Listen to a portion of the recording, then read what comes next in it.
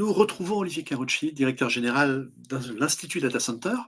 Olivier, dans une première vidéo, tu nous as présenté donc l'Institut Data Center et puis, je dirais, tous les besoins et nécessités que l'on trouve aujourd'hui de former les équipes au sein et les techniciens au sein des data centers.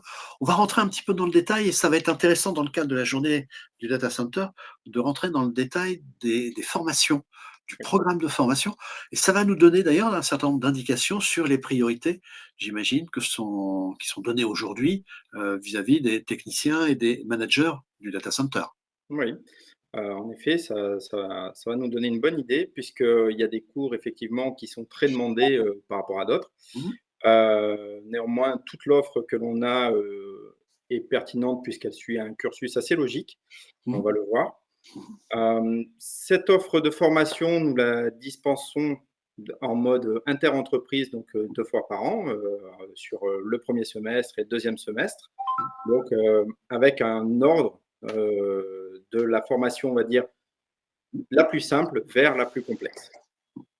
Donc, si on déroule un peu notre offre de formation, on va commencer par une offre qui s'adresse à toute personne, qui pourrait mettre les pieds, dans le monde du data center, qui est donc l'introduction au data center, comprendre son environnement, où on va passer en revue, bah, à quoi sert un data center et regarder de quoi il est fait, comment il est constitué, les différentes tailles de data center, donc comprendre tout simplement, dans quoi on met les pieds. Mhm. À la suite de ça, on a, 3 formations, plus poussées, côté technique, donc qui vont être, sur, la partie infrastructure électrique du data center, technologie de la connectivité et comprendre et optimiser les systèmes de refroidissement. Donc qui sont les infrastructures, toutes les grandes infrastructures techniques du bâtiment dans lesquelles on va former, bah, des mainteneurs, des exploitants de salles informatiques. Ça va leur permettre donc d'optimiser, un premier niveau déjà, la salle et de comprendre, les impacts, heu, du du système de refroidissement. Quel est l'impact en salle de tel ou tel, point de consigne et cetera. Ces 3 modules, on va les retrouver, ils vont interagir ensemble. On va les retrouver au sein aussi du cours d'urbanisation physique des salles informatiques. Donc là où on va se concentrer plus sur la partie, comment bien refroidir un équipement informatique, comment l'installer et on va un petit peu en effet passer, sur ces différents, cours aussi, une petite, introduction sur ces cours que sont la connectivité, le refroidissement et la partie puissance électrique puisque tout est lié.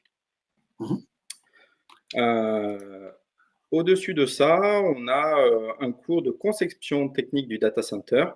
Donc c'est un module assez spécifique, donc qui va plutôt permettre d'organiser la relation avec les bureaux d'études et les maîtrises d'ouvrage.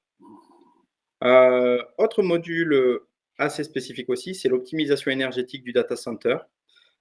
Sur ce module, on va être, à la recherche de l'optimisation énergétique, oui, mais aussi bien au niveau de l'infrastructure technique globale du bâtiment, data center, donc toute la chaîne de production froid, toute la chaîne électrique, aussi la partie hardware, donc les serveurs informatiques, comment faire en sorte qu'ils consomment moins et même on va, regarder sur la partie logicielle, qu'est-ce qui pourrait être fait ou utilisation des ressources, logicielles et hardware, comment on pourrait faire pour, diminuer l'impact et on aura aussi une petite introduction sur la partie impact carbone, sur ce type de module. Hem, on aura un autre, enfin 2 autres modules plus compliqués, heu, donc qui seront la gestion de la capacité, de la disponibilité et des performances pour permettre d'articuler les relations entre la DSI et les responsables d'exploitation du data center. Et enfin, un dernier module qui, s'adresse spécifiquement aux managers, donc le principe de management des opérations du data center. Donc voilà un petit peu, toute notre offre de formation. Il y en a 9 au total qui sont, qui ne s'adressent pas forcément au même profil. Oui, tout à fait, mais qui, on le voit, couvre une bonne partie des métiers en fait, très clairement. Il reste un dernier point à évoquer. Une partie de ces formations sont des formations de groupe, tu l'as évoqué, 2 formations par année, une sur chaque semestre. Mais Oui. dans le même temps, vous permettez des formations plus personnalisées. Je crois que c'est ce que vous appelez les offres élites. Rien que déjà le nom qu'elles portent, ça donne une indication. Effectivement, jusqu'à maintenant, le fait de faire des formations inter-entreprises ou intra-entreprises, ça obligeait à avoir un minimum de stagiaires, donc qui était au moins de 3 ou 4 stagiaires sur Paris ou au sein de l'entreprise. Donc ça faisait que bien souvent, certaines personnes qui souhaitaient être formées n'arrivaient pas à avoir sur le créneau auquel ils étaient disponibles une formation.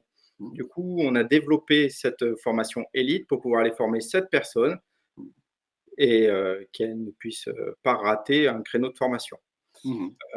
L'autre point également que l'on a développé récemment, c'est un cursus sur mesure que l'on peut dispenser en visioconférence.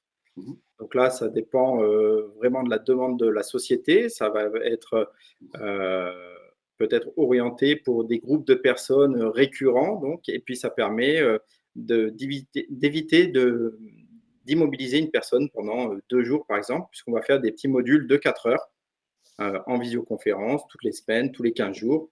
La fréquence est à définir, mais ça permet d'être beaucoup plus flexible.